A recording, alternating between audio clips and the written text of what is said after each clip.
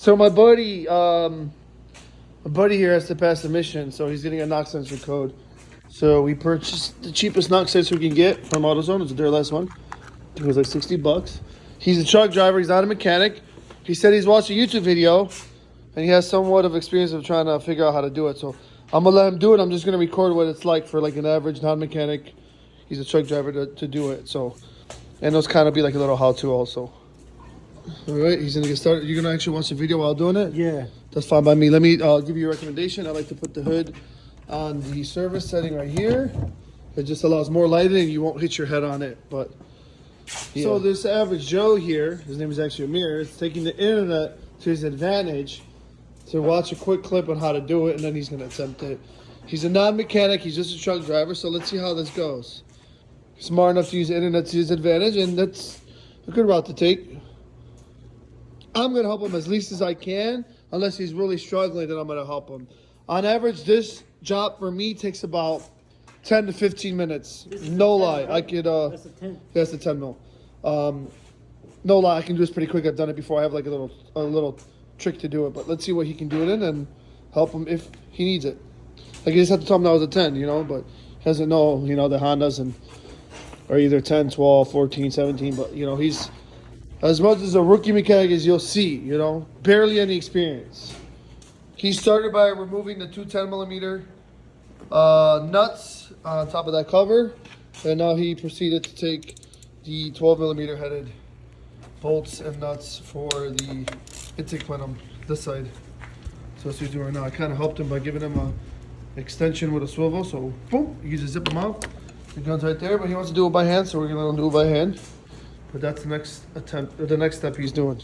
So the non-mechanic truck driver now is loosening those bolts, and he read in the video that there's a bracket down there with two 12mm bolts that he has to get out. So he's doing that now so he can swing the intake manifold out of the way, because the knock sensor on this engine is underneath,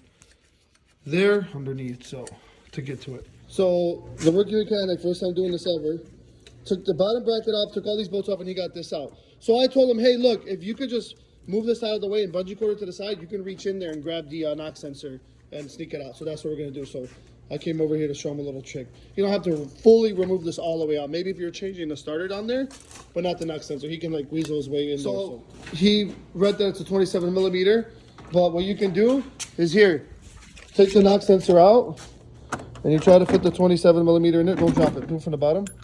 See how it fits in there nicely? Boom, that's perfect. Yeah. So it's a 27. So you can use the extension and the swivel head, and then you can try to reach your way down in there. I'll hold the intake manifold away from you, or I'll grab you a little bungee cord so you can get to it. How many times would you say you've worked on cars?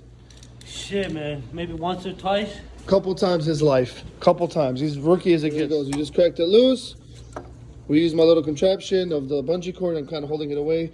That way it's less work for him to fully take it off. He's sneaking back there. He just loosened it. Now you can take the ratchet off and just untwist it by hand. It should be very easy to untwist by hand, and you pop the new one in. Make sure to not over torque it. There's a torque spec for it, but you want to make sure you don't over torque it. And don't under torque it, because if it's loose and the knock sensor is loose, it can be vibrating, and that's called phantom knock, fake knock. Because this is basically like a microphone.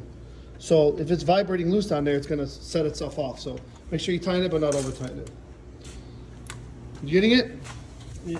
Here's the old, crusty, old looking one, probably with the 200K on it. We put the cheapest one we can get, the AutoZone one, in here. Hopefully he's got a warranty. I think Duralast does. He threaded it in by hand. He tightened it down, and now he's plugging the connector back in. Once he plugs the connector, he's going to finish assembling it. We'll see how it goes. Like I said, this is probably the third time he's worked on a car.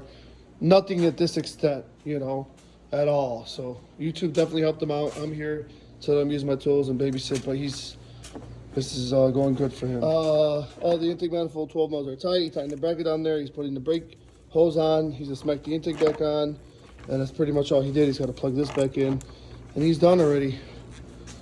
You know, he paid $63 for this part. That's what he's got into this job, $63, as opposed to $200-300 that he'd be spending at a shop getting it done by somebody like me. But because he's a friend, I'm helping him out.